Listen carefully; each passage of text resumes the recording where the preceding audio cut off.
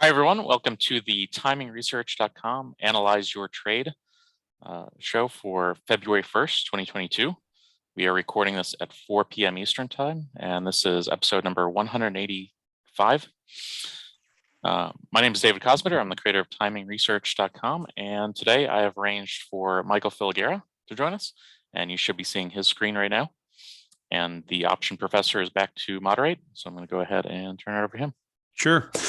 Great day in the market today, and it's been a nice turnaround since last Friday. Of course, if you're wondering why this is all happening, getting a lot of volatility to the upside, the Federal Reserve we were all fearful they were going to go with very aggressive hiking, and then the Fed governors came out here in the last few days and definitely threw water on that idea, talking about a much more gradual approach. That obviously gave a green light for short covering and some spec buying here and tech buying. So we've had a very fantastic time of it since last Friday. And again, I think you could tie it all to the comments that the Fed governors have been making, which basically threw a lot of water on this. We're going to be hiking very aggressively type talk.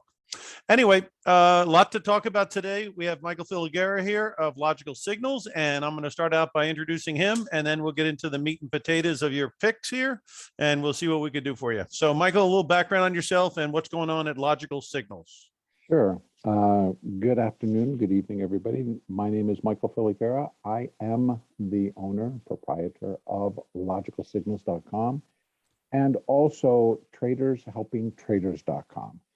And I have been trading in the markets since 1979, so I am clocking in on about 43 years, actually next month.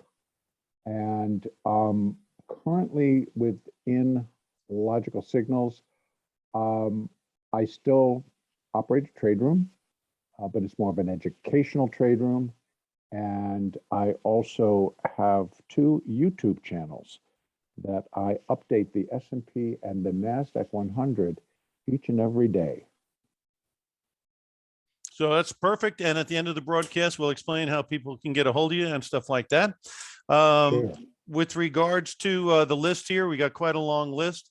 One thing I was going to mention is both of us have an experience of being around when Volcker was in office. And when we saw the last time I can remember seeing this type of a relationship between interest rates and the inflation rate. And, if there is a surprise out there, it's going to be if the Fed tries to beat the inflation rate, hoping it comes down on its own and going in 1.25 tiny point increments. Because again, our life experience with this is that it took a much more aggressive Fed to stop it. Right. And while they were trying to stop it, things like tangible assets like metals had a fantastic run. To give you an idea, from that late 70s through the 82 area, or even the 80 area, I think we had about a 400% gain in the price of gold and even 10 times gain in the price of silver. And, it'll be interesting to see if they're going to go with this go slow, catch monkey idea. And these inflationary numbers in February come out with big prints. Boy, that could be a combination that could be very good for tangibles. I agree. I do agree. Let's go through these fast, and then we can go through what we see personally and take it from there. The first one up is Marathon Digital Holdings. Big day today, up over 6%. And obviously, it's a real tank job from 80 all the way down to 20. So the fact that it popped 6% isn't helping the people who bought it at 80 very much. But no.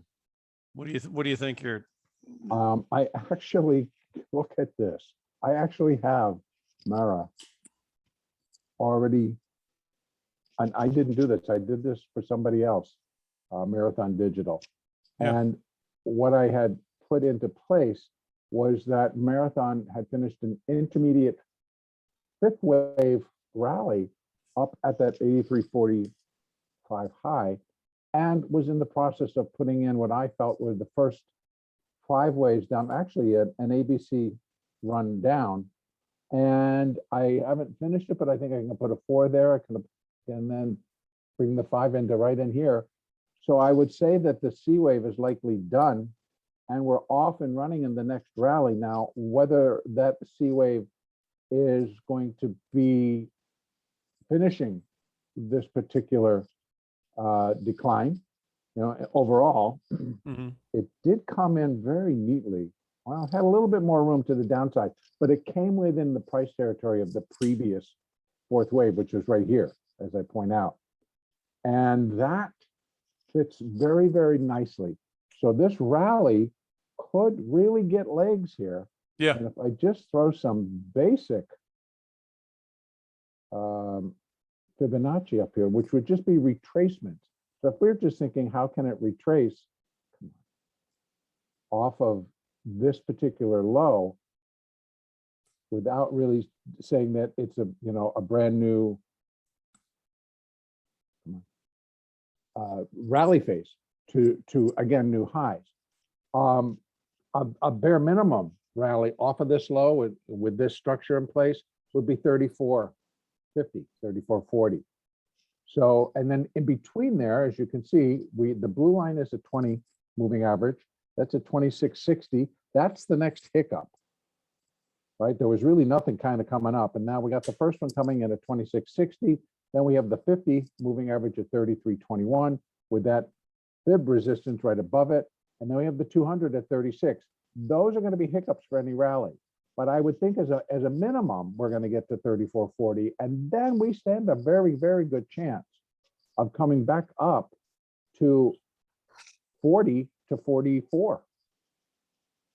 Yeah. And that would be, I think, a realistic target for what we're seeing in the broader markets, that it likely will participate. Now, again, it's kind of off to a slower start, but then maybe it'll pick up some steam here. This might make some sense to keep on a short leash, like a 23 or 24 leash, give it some room, but not enough to choke you. I agree. In fact, because, the only thing you can say about it is that on a very short-term basis, a 1 day, 5 day, and a 1 month basis, it's Right. turned up.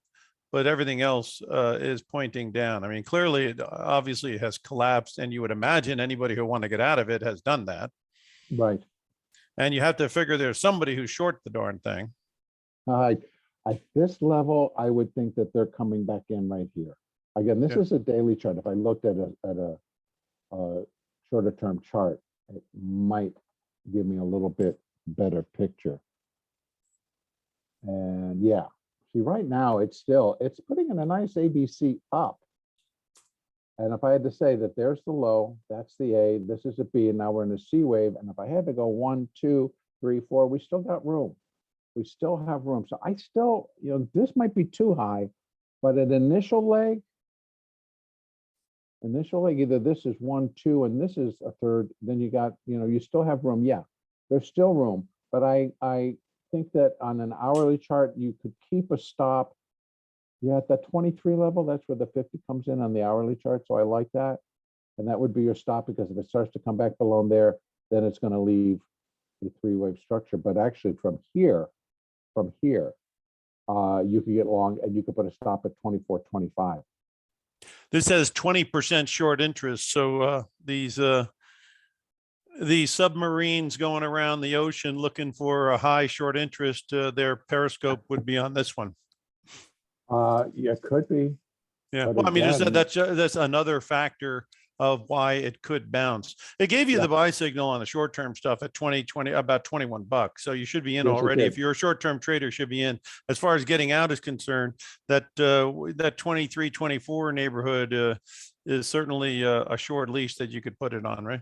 Yes, that I would agree with. In fact, I would use 24.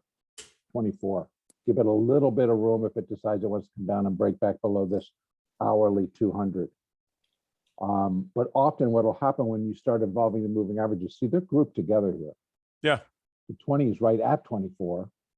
And then we got the 50 right here at 23. So yeah, half a position here, other half there, because you want to continue to leave it with the opportunity that it could turn around and pick up. So, well, the next guy up is a charging situation, Blink BLNK, really same story. Went from 50 down to under 20. Now it's at around a little bit over 20. Are these a charging station? It has something to do with charging, so I imagine. But what it does have a lot to do with is losing money because it went, it's been going down. And it's another short interest guy. 33% of the open is of the short interest is 33%. So that's a big number. You know when they're reporting? No, but I can see pretty much it's a ditto to the last stock, which is, catching a falling knife and then the knife stops piercing skin for a while. Yeah, I actually I like Marathon much better than I like this. This is the first leg, and this is the the rebound off of that first leg down. And this again, let me go up to a weekly. Let's just take a peek and see what I can see on this. Yeah, it came down, and that's a weekly 200 moving average right there. That's good news that it came down, touched it, and held, and it's bouncing off of it. Yeah, that's also good. But now it's got hiccups all the way up. It's got places where it could just get stopped in its tracks. Again, I don't know when earnings are. The last report of earnings came in November, so you're probably talking February. It might be sometime here in February. Yeah. Yeah. And then if they can show an improvement. Yeah, I mean, like I say, if you're short this thing and it starts showing any sign of life, you're going to probably get the heck out. Yeah, you're going to take your profit, hopefully, and get out. Exactly right. I would agree with that. Otherwise, I kind of would stay away from it. It's got a lot of proving to do. Yeah, like I say, anything that with this kind of chart formation, you're really just buying it because you think it's gotten beaten up enough, and any positive news will get short covering and something like that. Right. This next one here is Starbucks, and the big story here fundamentally is that they may not be able to hike their prices. I guess at $10 a latte, it's hard to raise it much from there. And when you hear the word union, it doesn't sound like it's going to be good for corporations. So they've got some things flying up in the air that I think some people are a little concerned with, but. What do you think here? I think they're going to be announcing this week, I think. I think they already did, because here it is right here. Okay. But let me go down one. I was actually going to go up one. I just want to see something. I thought it was going to get going when it broke above 115, 116, but that was kind of like the Russell. It was a sucker's bet. It was, and if you can see here on the weekly, it's just a box. And it kind of went up to the top, and then when it came down and it broke that 50, and then it broke the bottom of the box, it accelerated, which is what you would expect for it to do. This is not a healthy chart. This does not appear to be like it's over.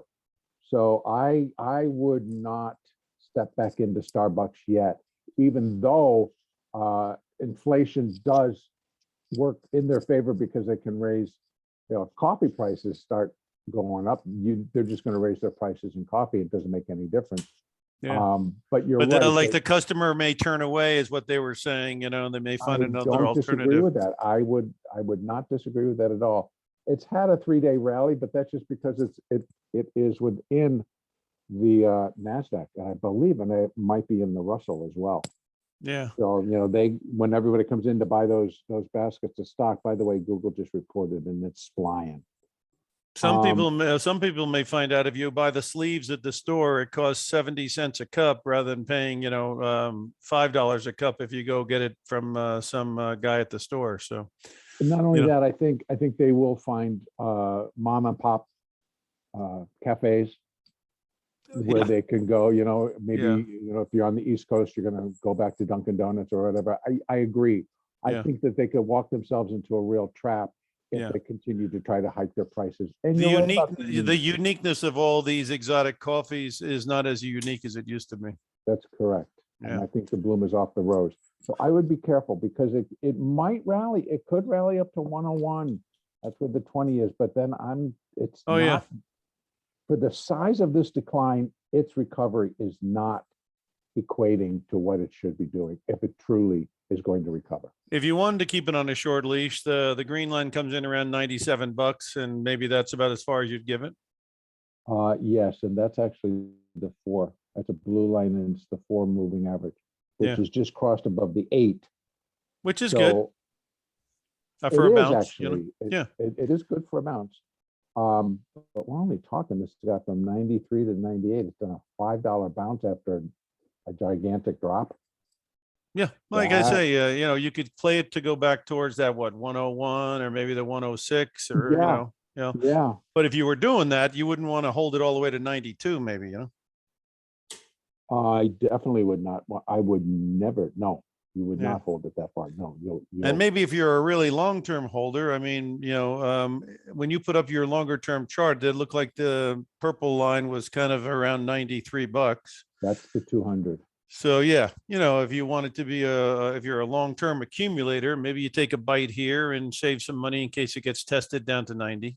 Well, because if I look at the weekly and off of this, well, you know, it's actually, this could be an A and a B, and now we're in that C wave. If I had to count that C wave, I'd have trouble on a weekly basis saying that's just the first leg down, and it's going to turn, and it should then come down and test that 200. And if it doesn't, is not successful, you don't want to be long anything. Okay, let's go over to the oil. This is the oil services. I guess this is the the Halliburtons and people like that, I guess. And of course, it's had a big run. It was up big today. But some people are thinking that it's extended. If you use Fibonacci on this, which might be helpful because, you know, we're up in the ozone here. Yeah. Is there a Fibonacci target that would tell us that it's pressing up to a point where it could have a correction? Could, Because they got a meeting tomorrow with OPEC. And if OPEC comes out and says, hey, we, you know, United Arab Emirates and Saudi both have a capacity to jump production if they wanted to. And if that came out with this kind of an extended market, what do you think?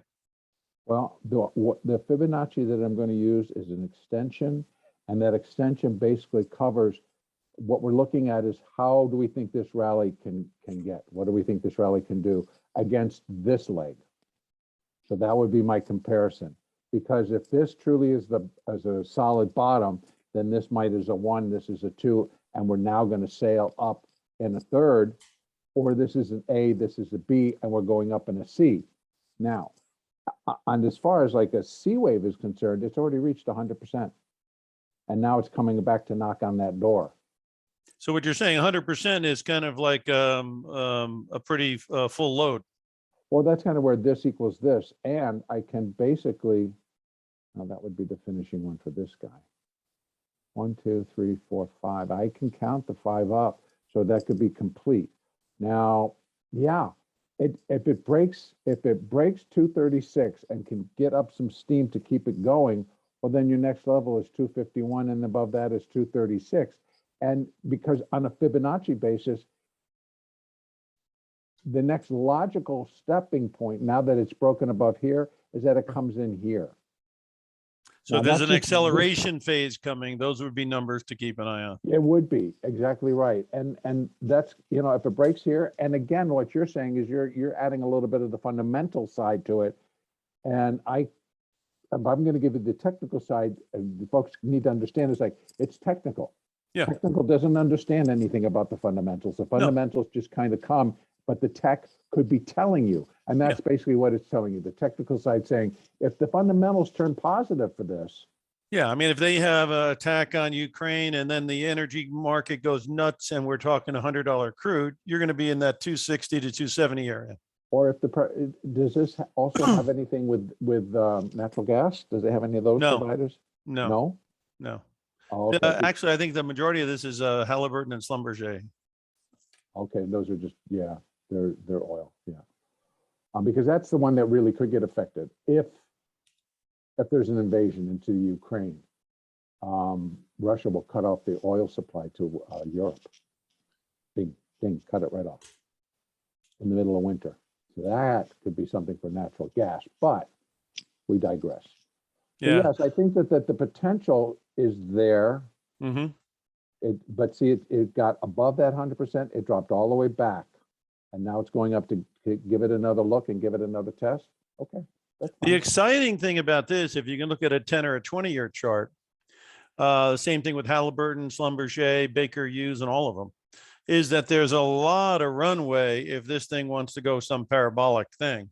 I mean, Well, you there can you see, go. you know what I There's mean? a 20-year chart. Yeah. So this is what I like to look at things in different perspectives. So this stuff looks expensive today, but in reality, if we're going to 100 on crude or 120 on crude, this stuff has had actually this is lagging dramatically from where it was during other periods when the prices were that high. So, you know, Right. there's no question this could be a stick of dynamite. But if they come out and start talking about more production and this, that, and the other, you know, that would be a horse of a Well, different one color. thing that I will add on a technical picture, and again, moving this up to the monthly chart, Yeah. we had talked about right there on that level, which was 276. Well, Yeah, guess same what's as- sitting right there? The Yeah. 50 moving average. That could be what it hones in on.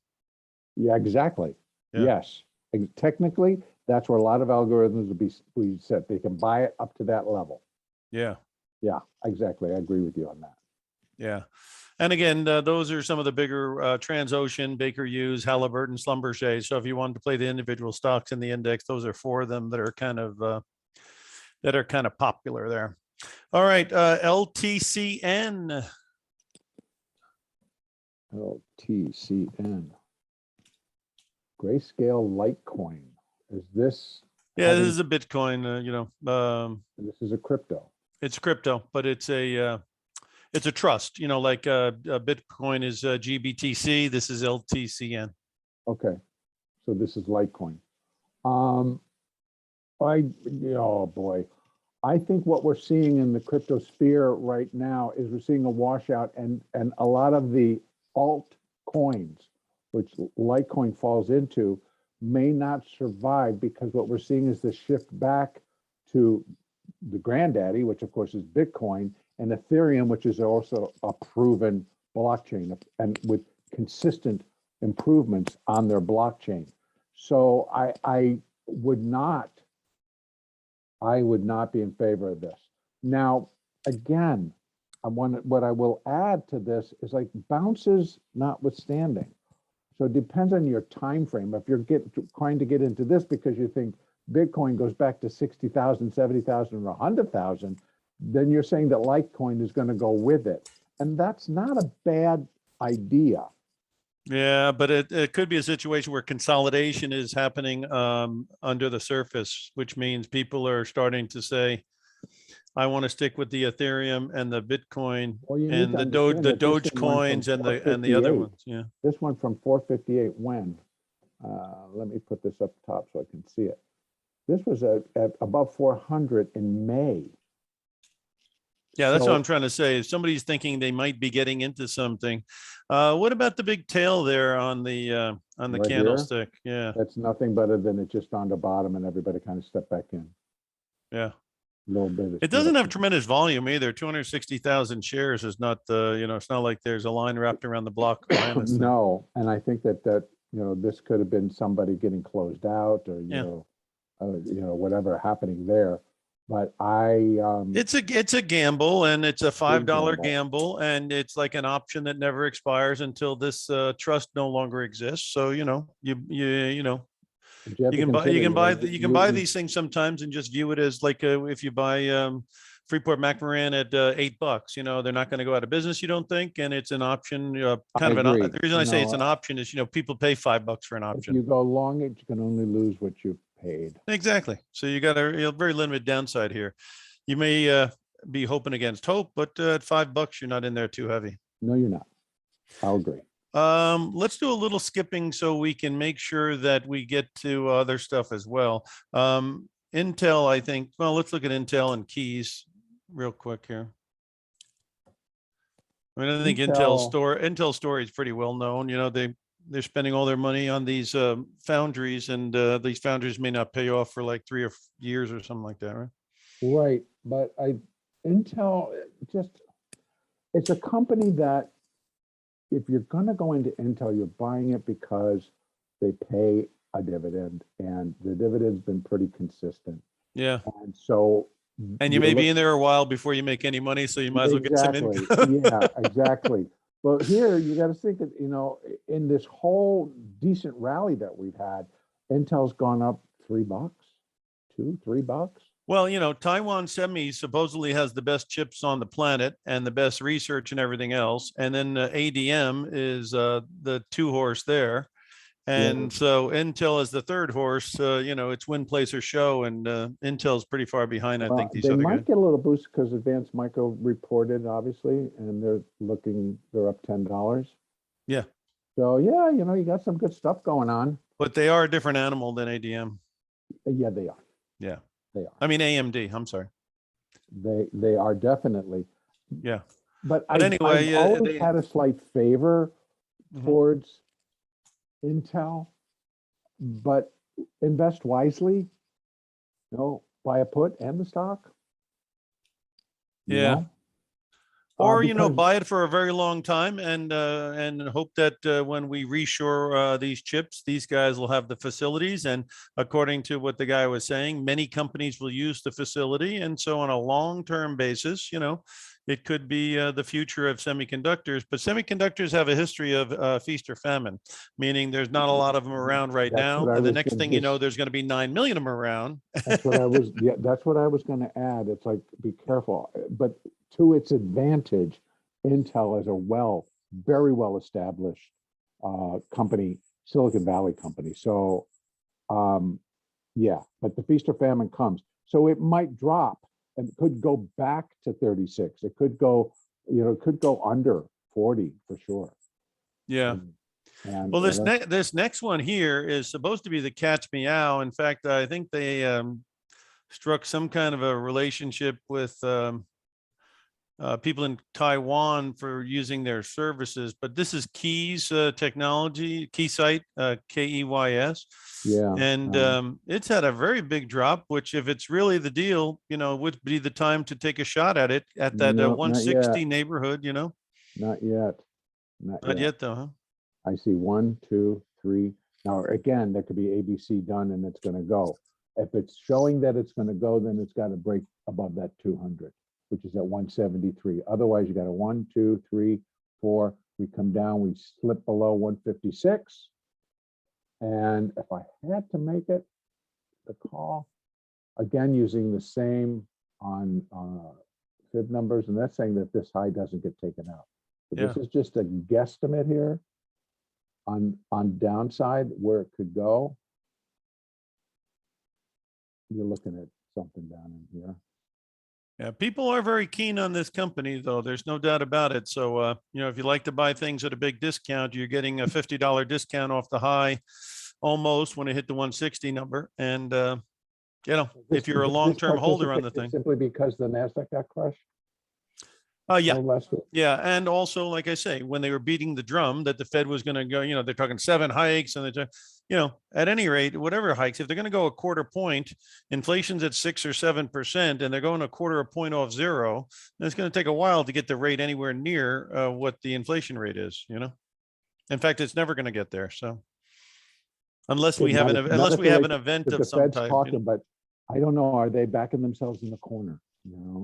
I think they're crying. I think they're crying wolf, and crying wolf works up to a point, and then maybe the actual wolf shows up. And then the wolf comes and takes you a good big old bite out of you. Well, I mean, right. This has room, and the daily's telling you that it's been oversold and it's starting to perk up, and hiccup is right here where it is. It closed right at the daily 8, which is at 170. The next hiccup is the 200 at 173. Then you got 179. Then you got 185. But if you're a player that's like, hey, I'll take the $15. Hey, go for it. Right. The next one is Quantum Scape. And this is another one that was very, very popular. And then it went back towards its offering price. And, people really swear by these guys. But unfortunately, they're not supposed to be making money, according to this Jeremy Grantham guy out of Boston, because I guess he was an early investor in them. They're not there. His opinion was that they're a very good company, great research, but their profitability is down the road, and down the road profitability doesn't work very well lately. Right. Because they're not losing as much money as they did at the beginning of the last year. Yeah. So, I mean, it's getting better.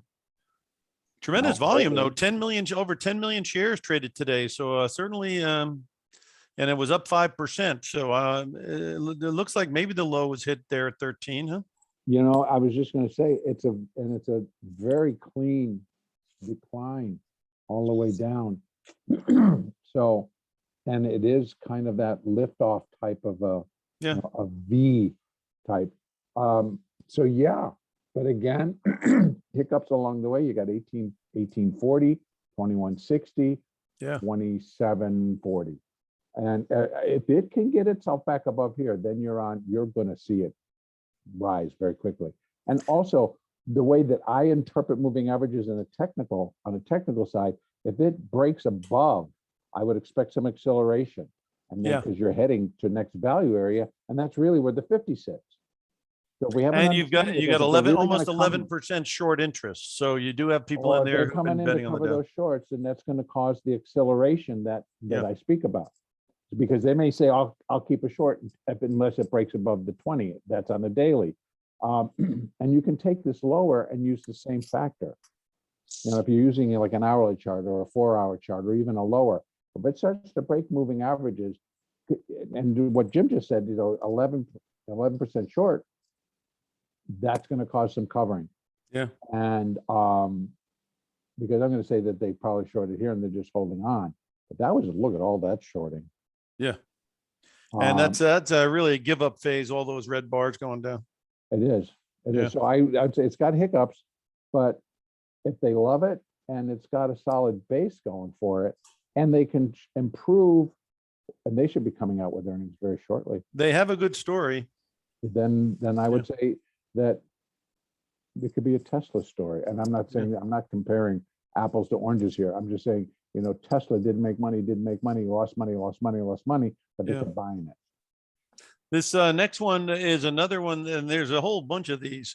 When the Fed made their talk and everyone said that's very aggressively bearish, obviously anything that has to do with a big growing economy or has to do with easier money got nailed. This was one of them. But now after it hit 35, it looks like it's getting back on the bicycle. It is. In fact, that's a beautiful gap, by the way. Between yesterday's close and today, it gapped and it just kept going. So if it can continue to do that, it's broken above the 8 and it's closed above the 8. That's on a daily picture. Yeah, I think next stop is going to be 40. Since we're into metals, let's go on a couple that I'm keen on. One is Cleveland Cliffs, CLF. It had a nice big correction down to about $16 or something. And it looks like it's trying to make a move here. What are you thinking here? It made a big move today. Yeah. I got this signal from my longer term graph, though, the 10 and 20-year graphs. You're going out to at least the weekly on that one. No, you're going out to the monthly. Let me go to my max. Here's my max. Oh, but see, nasty drop. Yeah. That takes us into December of last year, November, December. This could be A, B, C, and then it's all cooked and done. And here it's come back down. It's broken below, but now it wants to cross back above. That's a monthly max. So I'm going all the way back to 1988. So I'm going more than 10 or 20 years. Yeah, but if you go like 10 years, what does it look like? I can go down to the other monthly chart. Same picture. Look at that. Yeah. Look where it's sitting. Sitting on a monthly, and this is the 20-year chart. It's sitting on the monthly 200. And if it can successfully stay above it, looks like they closed above it, but just. So you're going to look for confirmation. And I also would like to see this stochastic give us a little turn here. Otherwise, it's going back to the 20 and then possibly down, possibly. Oh yeah, down. no question. I think if it breaks 16, it's all over. So I think, you know, or 1650 even. So, yeah, you know, today had a big day. If you bought it yesterday, obviously you already have this in the bag. You do. Yeah. You could have bought it yesterday. You're right. Exactly. I'm trying to say, yeah, I mean, I'm not talking 1843. I'm talking more like 16 and change. Yeah. And yeah, back down on that daily. On the daily, it doesn't look that bad. The daily looks like it wants to get up to 19. Yeah. But when I move further out, it's like, well, no, it doesn't. But it still can, because again, such a long-term chart, it's going to take longer to catch fire. Yeah, So there's another one, Vale, VALE. It's a very big company of industrial metals out down there in Brazil. And this is another one that to me looks like it's rolling. So, you know, how much of a currency? no, I don't think that's a problem here. They got the metals that people need, and the price of the stuff that they own, like nickel or whatever they own, is rising. So this has, and then it has no government. No, I mean, right? not too much. It's very heavily owned in a lot of the material ETFs. So, you know, I'm figuring the guy who runs you know, $1 billion ETF has done the homework pretty well, and I can see the charts look pretty good. And I Yeah. think it seems to me that the price of things are going up. Yeah, no, I agree. I agree. And there's not an unlimited amount of copper. There's not an unlimited amount of nickel or cobalt or whatever else, iron ore or whatever, steel. You know what I mean? Yeah. Okay. And we have an ever growing world going. You know what I mean? Yeah, let's look at a quick peek on what its potential is right now off of a daily chart. Yeah. That's why you got 1647. And what is this? Come on, tell me what it is. 1682.83, and then you're getting above 17. It can get up to that 100% line, but that's just saying that this next line, next rally would be equal to this rally. Yeah. And this is the one, this particular one usually will come in around this level. And then again, you're just going to pull back, because if it gets up there, what's it finishing is a 5-wave sequence up off of this low. Right. And that's not bad news. That's good news. No, if you look 3 or 6 months out, you would think that this would be higher, not lower. Well, I think 3 to 6 months out, you're going to allow for it to get up to here, pull back down to this level. Right. And then go again. Right. Yes. Yeah. So you could get in now, and you're going to catch some, because you don't want to sit, if you have an interest in this stock, you don't want to have that emotion come. It's like, oh God, I'm missing it. I just got to get in. Right. Because if you do that, you're still going to get stuck, because it's going to pull back. But then again, like any analyst should say, there's no guarantee that it's going to pull back all the way to 14 or 15. Mm-hmm. But I would say that it should pull back. But pullbacks can come in really short if there's an underlying bullishness in the market or in this particular stock. Well, this next one is in e-commerce, and it's e-commerce with a lean towards fashion. And basically, we're looking at a company that used to be at 90, RVLV. RVLV, okay. And it went from, again, very similar to a lot of these, is that people are probably trying to figure out, is there a turn here or a dead cat bounce going on? Well, clearly it gave you the short-term buy signal like those other ones did at around $45. So it's already up to 52. Yeah. The question is will it continue or not? A little while. 10% short interest. You know, a lot of these stocks, I think people are just trying to see if there's more puffs left onto these cigars that have been thrown on the ground. You know what I mean? If anything, we don't want to get up and test one, I'll tell you that. I would say that it's got a fair shot with this rally, because it seems pretty strong. Those are three strong daily bars. Yeah. And it broke above that 20. And this is what I reference here, folks. You see how it broke above that 20? Accelerated. It pushed more buyers, whether it's short covering, I don't care. It just pushed. It gave more incentive for people to move in the market. On a technical basis, I broke above the daily 20. That's a positive. And now the bar has closed above the 20. That puts a positive spin on this stock for right now.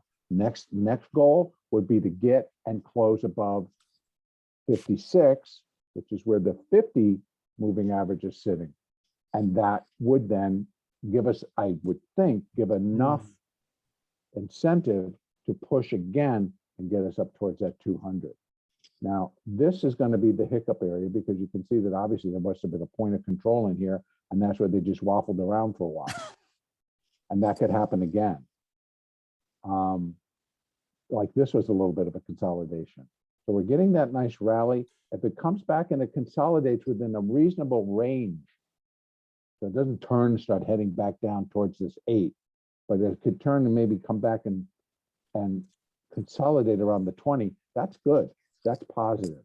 and then you would likely, get in because you're now expecting it to go back up and head for that 50. That's a technical view. And then Jim, you could add your fundamentals and all Yeah. the rest, because again, technical doesn't. Well, it's retail. Listen, are people going to start spending a bunch of money on retail because the XRT got nailed as well, and XLY got nailed as well. So again, there's a little bit of a buyer's boycott, maybe from the standpoint of prices are too high or whatever. Yeah, yeah. Or people already bought everything they needed for a while or whatever. Right, and I think that what hangs over all of these rallies, that kind of like we put blinders on at times as traders, and we're you mentioned it right at the get-go. Yeah. So we have the Fed and interest rates and inflation hanging over us, particularly if this is a retail company. Remember, if inflation hits, I'm retail. I'm a retail buyer, right? I'm a retail trader. Even though I consider myself professional, I'm a retail trader, because I don't stand on a floor of an exchange anymore. So your battle is also against inflation. We all go to buy groceries. We all are buying gas for the car, et cetera, et cetera. So inflation is for real. Now, whether the Fed wants to grab onto that or not, it doesn't make it any easier for us to step into the market. Because if we're now saying, oh, they're not going to raise it 5 times this year, or they're just, they've already set a quarter of a point. What if they back themselves into a corner and they're going to have to come out and spring it up a full point? Yeah. Well, like I say, there's a lot of if and there's a lot of if, when, and whatever. There is, there is no history with this Powell for being aggressive.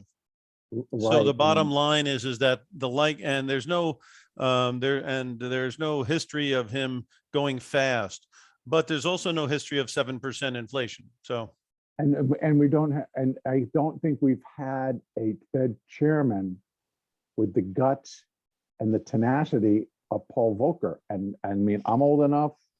I was there when he took over in the early I don't 80s. know. I think he knows that the world doesn't have quite the stomach they had back then.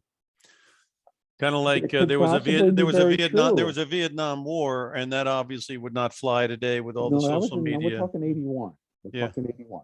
Yeah, no, I'm just talking about back in 81, people were not as hooked on this much credit, as hooked on low interest rates. They were not hooked on high money coming in, and things being what. But I have to tell you, once that initial shock was done, because inflation came tumbling back down. Yeah. Then we went into Reaganomics, and we just it exploded. Yeah. We had a rally that you definitely didn't get in the way. It's the same story as now, though. He cut taxes, and when you put money in people's pocket, they spend it. That's the theory, and the theory works. If you give them stimulus checks and you give them PPP, they'll spend it, and that's how you got last year.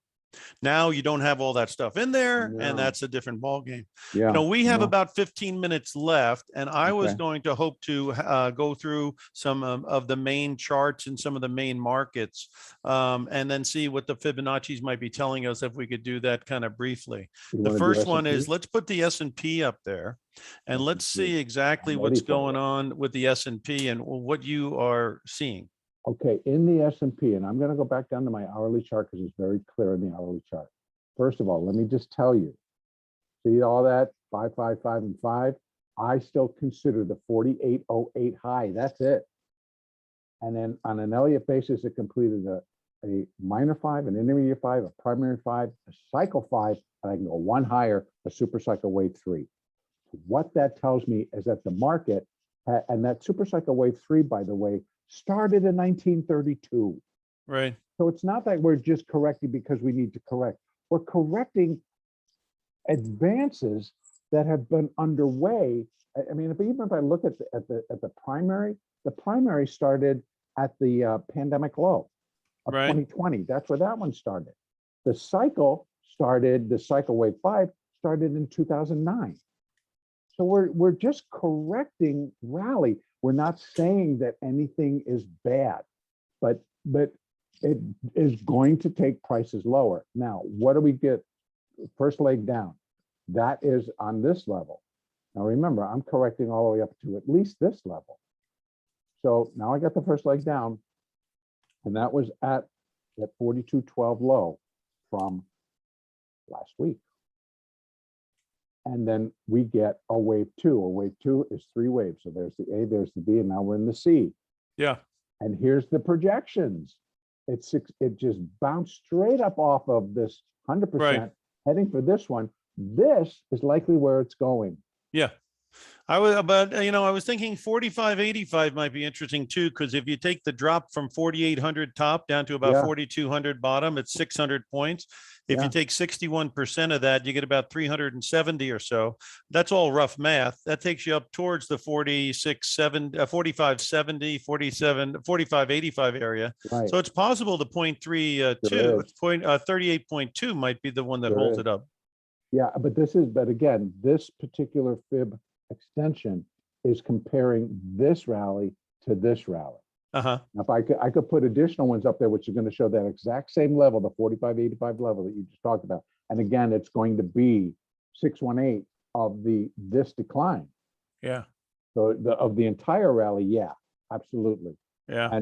And All right. So bottom line is it looks pretty good, but you definitely would be watching closely around the 45.85, 46.41 right, for because possible I have to say, exhaustion. again, Elliot, I do not work on fundamentals or on a technical picture. Right. What would be expected if it got here and stopped is a third wave down.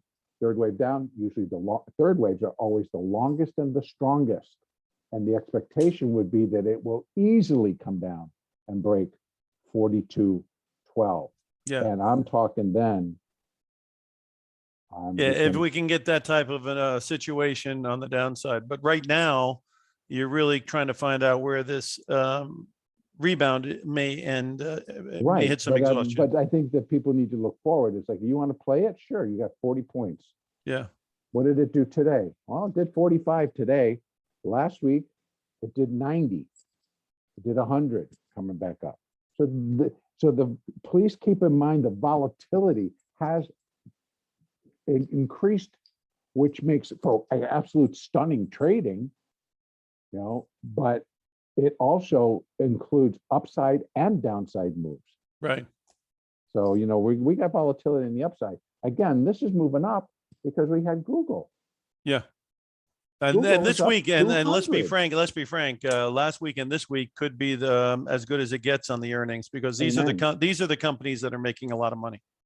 Well, Google must have come out and said they made another 70 billion in a quarter. Yeah. So, let's turn the fib over to gold. My other friend. Yeah. My other buddy. Let me go out, because at least to the daily, because then we're going to get a peek at what I'm doing on the fibs. Here is the story in gold. This is just a rebound rally. It is heading lower. I truly expect this thing to now finish up and come down here. And it's still, Jim, it still has strong potential of getting all the way down below 1700. Yeah. What Now, got that me a doesn't little mean bit that thinking gold- that you're right on that is I looked at a chart of the TIPS market, and Yeah. those are Treasury inflation protected, Yeah, and they have dropped dramatically. And that normally is in tandem with the gold price. So if the gold going up while the TIPS are going way down doesn't fit didn't right. make any sense. And after I saw that, gold went from 1850 down to 1780 here. Yeah. I guess Yeah. if the tips reverse and start going way up again, I guess that would be something to look at. But This is just a little rebound rally, and I think that the downside will pick up again. Yeah. And we'll continue to see, gold down. Now, I trade gold much differently than most other people, because I'm looking at it as a storehouse of value, and I don't care. I will, if you're a buyer and you're keeping it, you don't care. If it comes down, I'll buy some at 1760. I'll buy some at 1700. I'll buy some all the way down. Right. So, but again, if you're doing it as a trade, Right. you got to put. Well, if you're doing it as a trade, you're kind of frustrated, because every time it looks like it's breaking out to 1850, it goes back to Yes. 1770. Yes. And once you start shorting it down there, it goes back to 1811. If you do that enough, you'll have no money left. Bear in mind, corrective pattern. See how it goes: up, down, Yeah. up, down, up, down. Yeah. And look at now an impulse pattern. Oh, see, it's all nice. There's no up and down and up and down. It's just straight down, does a little rally, that's a rebound, and the next one will probably be just looking like that. Right. So, I mean, that's what I mean. If you're just going to pay attention to the price action, how the bars are developing, realize these up moves. Yeah, there were a lot of days you're like, wow, look at gold. But check it out what the pattern looks like. Yeah. Let's That's jump what's over more to crude. important. Let's jump over to crude oil real fast. See if there's Yeah. is there a high Okay. point coming, because we've got a meeting tomorrow, and Lord knows that could be an event that would make things move. So is there something on that? I think that the fact that what's going on in crude oil is that we've had major brokerage houses and major, analysts come and say crude's going to 100. Yeah. And they're like, okay, so they're willing to step in and take it there. Yeah. And I think it's, look at this chart. This is a weekly chart. Yeah. This was when it went negative. Right. Now, granted, it was a one-off type deal and it was totally bizarre. So do you have any But- measurements on the fib on this to give us an idea on that? Wow. On where it could go. Yeah. In other words, if we break out to here, where you're measuring, where have you measured it I'm gonna go to from? my monthly max. Oh my Lord. Tell you, I don't even know, Jim, what we could call on this thing. How high it could go. I say, is there any fib targets that we can look at? Let me see if I can create one here. Well, I'm just gonna, no, wrong one. Let me just put up a retracement, because I can give you the beyond, and we can go up. It'll give me what's above all this. Okay, so yeah, 100 for sure. 100 is just what I would call the sweet spot. It's just a 70.5% retracement from the high at 148 to the low at 652. So could it go there? Absolutely. Now I'm using a monthly max chart, folks. So this goes back to 1983. So I'm big long term. Yeah. So, but yes, could it go to 100? Absolutely. And we're there. We're knocking on the door. 61 at 94 would be the one that you'd probably watch in a short term, though. Yeah. Yeah. Like if there was a deal where it went up there and then rolled over, that could be a point to sell against. And they would be like, oh, well, it got close enough. Yeah. As a friend of mine says, close enough for government work. Right. Hey, let's switch over to a couple of other ones. One is interest rates, TLT.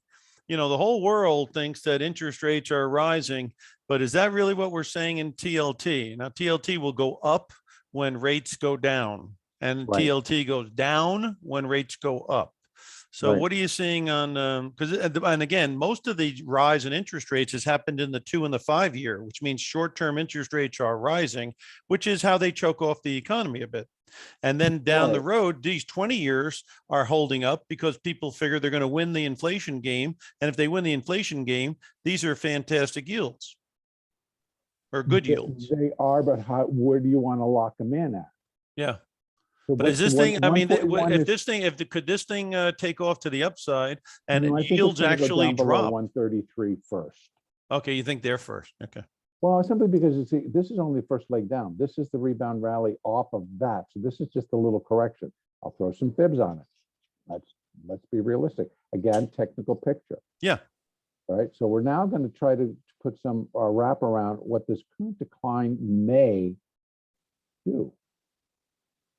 There you go. 126. There you're at What if it 126. comes down to 100%? 109. We haven't Yeah. seen 109, my friend, Yeah, I know. since, well, you and I were teenagers. No, I'm joking. Actually, it is kind of scary here is it had a big drop down to the 133. It bounces up to 153. And if Yeah. it takes out 133, that's when we accelerate to the downside. Yes, that's correct. Yeah. That would be We've seen that absolutely formation enough to know that can be very much what happens. correct. Yeah. And see, it just fits. This is 5. This is a 3. I'm looking for 5 more Yeah. coming down. And Hey, this- let's hit one last one before we take off, and that's the Okay. dollar index. And that's DX. Yeah. No, just DX by itself.